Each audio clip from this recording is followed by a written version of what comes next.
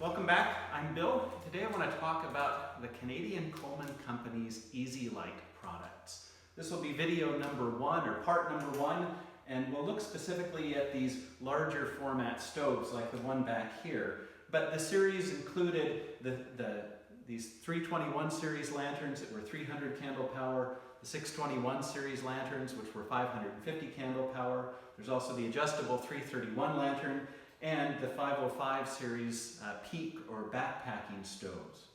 Now, the idea behind these was to integrate the tip cleaning lever that cleans the generator, to integrate that into one simple function in the knob. That means you can no longer have a valve stem like the old brass ones that simply screwed in and screwed out to open and close the fuel supply. Because you've got to have everything that happens from close to clean to light to run all in 270 degrees. So that means that instead of a threaded valve stem, these do have a brass valve stem, but they just got a little nub on the back that interfaces with an eccentric block, or in some cases a compound eccentric block, so that as you turn it, it raises one eccentric block to raise and lower the cleaning needle inside the generator. It also activates the plunger, the air wire in the fuel and air tube to shut off the fuel pickup orifice at the bottom in the lighting position, and then lifts it, or in these cases, it uses a notched air wire in the run position. So instead of having a simple threaded valve stem, these now have a simpler valve stem, but to control the fuel, they've got a combination of O-rings and a Schrader valve. And they're prone to going bad. The O-rings can break down over time, and what you'll frequently see, especially on these older 321 and 621 lanterns like this, there's a bit of charring or blackening on the knob. What happens is there's a valve stem that keeps fuel from leaking out, or there's an O-ring that keeps fuel from leaking out around the valve stem, and if that goes bad, you can have a fuel leak behind this knob, and you can see this did have that at one point. And then there's a Schrader valve, which in later models is accomplished by an O-ring down inside the valve, and if that goes bad, the lantern may not shut off properly. So today, we're going to set aside the lanterns and this little backpacking stove, which is closer to the lanterns than the big stove. And we're going to look at the 431. These were introduced in 1976. They were made up until the end of the 80s. Actually, the very last version, the H, they refer to it as an Easi-Lite, but if you look at it, it's got a brass valve, an instant light valve that probably came from the States and was off of a 425. But other than that, the full lineup has these aluminum Easi-Lite valves. The 432 series, which is the big powerhouse 2-burner model, has exactly the same valve, as does the 433 series, which is the large format 3-burner stove. So 431, 432, 433 all use this valve. Also, the 519 heater uses this same valve design. It's got a smaller generator, but the valve design is the same. So if you've got issues with your 519, this will be of interest to you.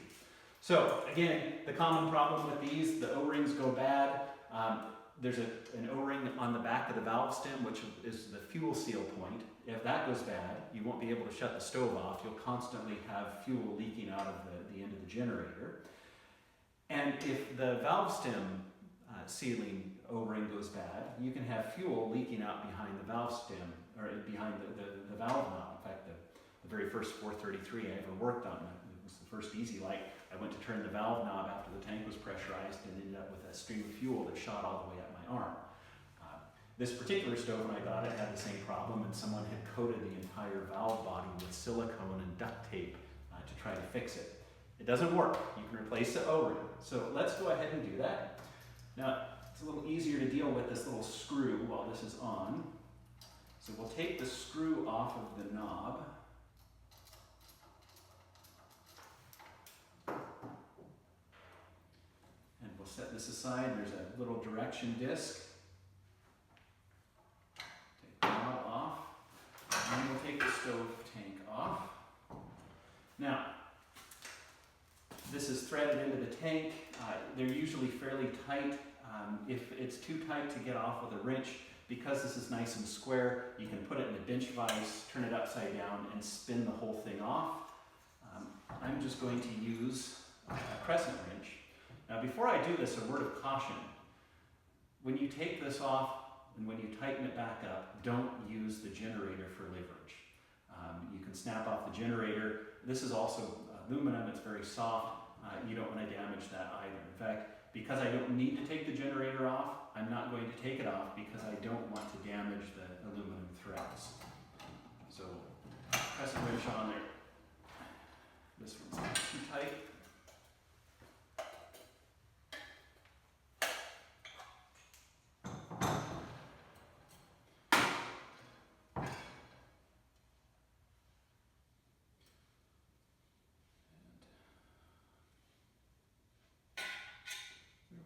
Set the tank aside. Now you'll notice this has a fuel and air tube, which at this point looks very much like the older 421 and earlier stoves. If we put the knob on, you'll see it functions the same way too in terms of the lighting feature. When it's in the off position or the light position, the air wire plugs the fuel pickup orifice at the bottom. And then that air wire retracts once the stove is warmed up and it starts to light.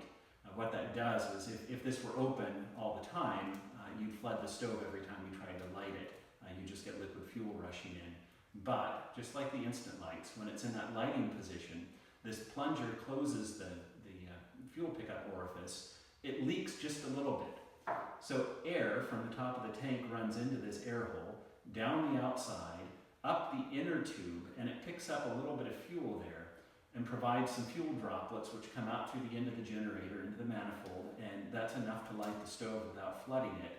That flame will heat up the generator, and once it's running at the right temperature, you can tell because this flame settles down from orange to blue, you can simply turn the valve to the run position. Now what happens, and the reason we need to take this valve out in order to replace the O-rings is because they've done something different with this Easi-Lite valve. You used to have on the instant lights the little up and down lever on the side here, and that controlled this plunger. This plunger is spring-loaded, and it meshes with the valve stem. And what happens is, once you pull the valve stem out, this plunger will pop up, and it will block the valve stem. You won't be able to put the valve stem back in. So we have to put the valve stem back in before we put this on. So let's take the valve stem out. This is 5/16 on the retainer nut.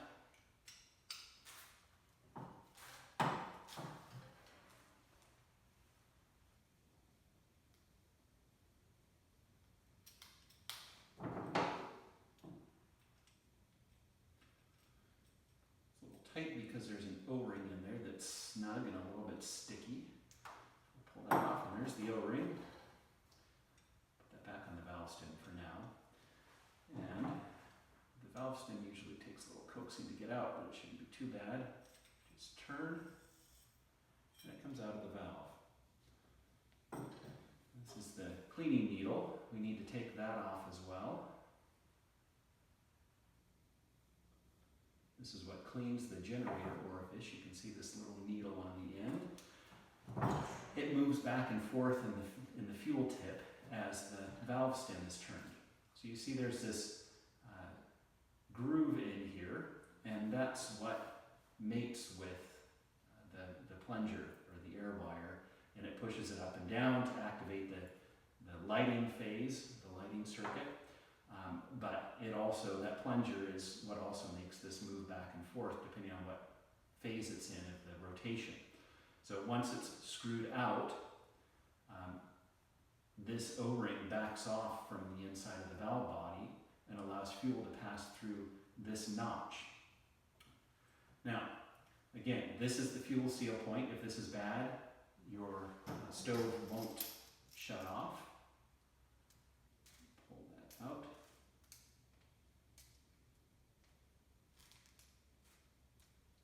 It's in a little groove. Put that there. And then there's this O-ring. That O-ring goes inside the retainer cap, and that's what seals the valve stem so fuel doesn't leak out. And there's a spring, and then on the far side, there's a little fiber washer here. So you've got, that's what everything looks like. Flash a little exploded diagram up there before we go ahead and pretend we're replacing these O-rings, which I've already replaced, and put it back together. Now, let's talk a little bit about O-rings before we put these back. Coleman originally used fluorosilicone. It's identifiable because it's sort of a blue-green color. In many of these, it didn't hold up well. Fluorosilicone is fuel resistant, which is key because these are all going to be in gasoline.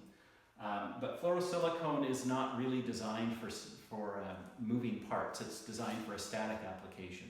So it wears out when things turn. But fluorosilicone, and this is why we suspect Coleman used it, it's very good in very cold temperatures. So for example, if you want to take your 505 up on the mountain and go backpacking in sub-zero temperatures, the fluorosilicone may be important. Viton, however, which is this dark brown, almost black color, Viton is fuel resistant and it's designed to be in non-static applications where parts move, so it doesn't wear out easily. It can handle cold temperatures, but not as well as the fluorosilicone. So when you're sourcing O-rings, if you're planning on using your stove or your lantern in sub-zero temperatures, by all means, source some new fluorosilicone O-rings. But for most of us, Viton will be fine. And you can buy Viton O-rings at most auto parts stores. You can buy them on the internet. They sell them in some places that sell fasteners, and they're quite inexpensive. So when we put this back together, we'll start with this inner O-ring. This is a size 006 O-ring, and we'll press it down into the tip of the valve stem. Now, don't forget, if you did take this off, which isn't really necessary, but if you did take off the cleaning needle, put it back on now. Take pliers and just give it a little bit of a snug. Now, the fiber washer goes on first. The spring. The brass washer. That protects the O-ring from the pointy end of the spring. We'll put the outer O-ring on. This is a 008 O-ring. And now we'll slip this, be careful of that needle, we'll slip that down into the valve body. And we'll turn it until it seats. Now, take the air wire or the plunger out of the fuel and air tube and drop it down into the valve body.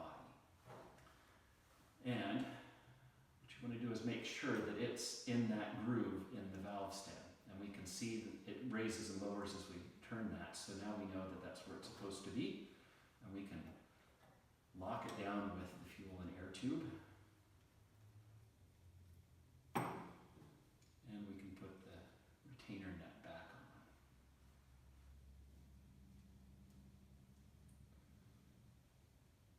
Again, 9/16 wrench on the retainer clip. It doesn't need to be real tight. And a 5/16 on the fuel and air tube. Do not over tighten this, just make sure it's good and snug, it's brass, so you can shear it off quite easily. Now, we need to put this back into the tank.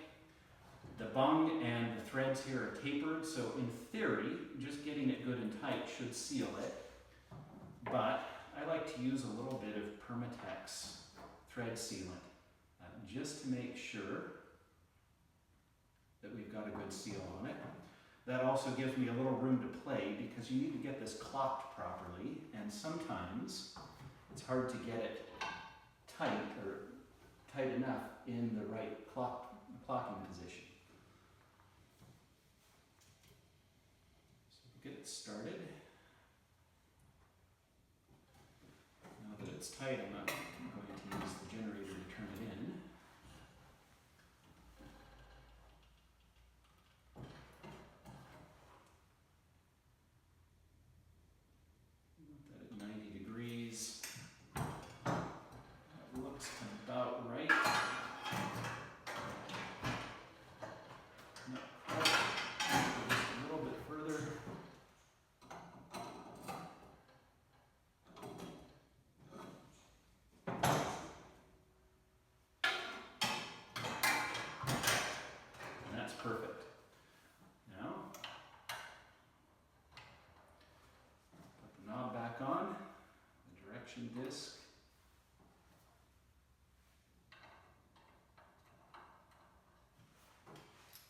unscrew.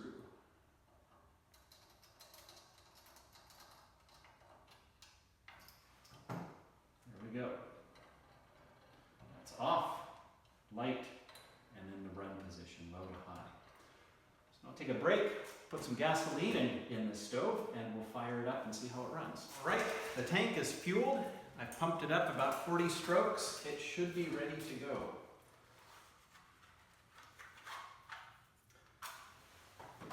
Move it from the off position to the light position.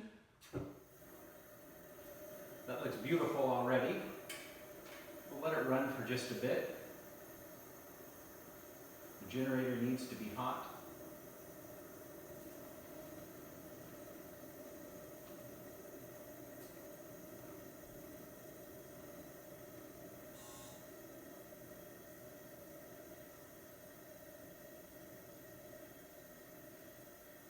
It's losing some pressure from the tank, so before we turn it back down, I'll add some more pressure.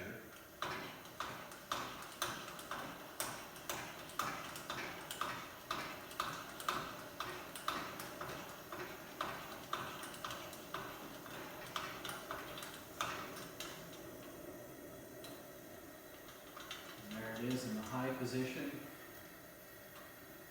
And we can turn it down a bit to low. That's beautiful. That's just how it should look.